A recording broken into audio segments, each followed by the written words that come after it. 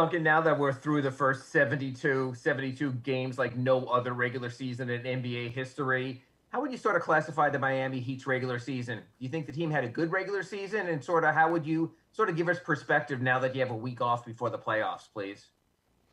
Um, it was full of challenges for sure. I don't think we're the only team that went through them, but I think just in general, there's a lot of growth and learning how to kind of deal with people in and out of the lineup.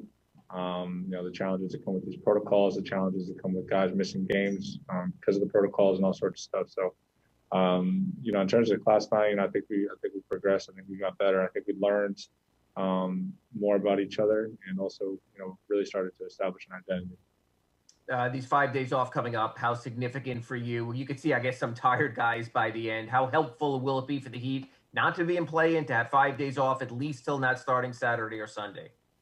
Oh, I think it would be great.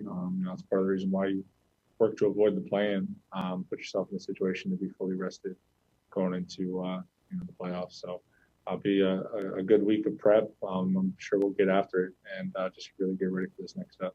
And you've seen so much scouting. I mean, even the way you were scouted increasingly during the playoffs last year. I mean, do you figure that the Bucks sort of have a certain book on you, and that it'll almost take you guys and Coach Spo to sort of go back to the laboratory when you play the same team in consecutive years in the playoffs?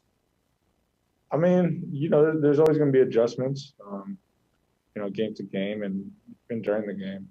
That's what makes playoffs such highly competitive basketball.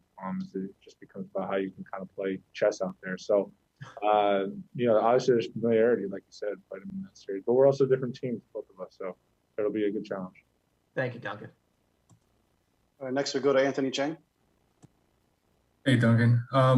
Spoke a few days ago about trying to stabilize things, with the rotation and lineups, over the final month of the regular season. And obviously the results have been good, 12, I think you guys have won 12-16. What has been the most encouraging thing to you that you've kind of taken away from this past month of the regular season? Just that when we play to our identity, we can be really tough to beat. And, it doesn't guarantee anything. Doesn't mean we're going to play perfect or anything. But, when we're at our best version, we're making it difficult on teams. We're protecting the paint. We're flying around multiple efforts on defense. And we're being disruptive on that end and getting out and sharing the ball and scoring.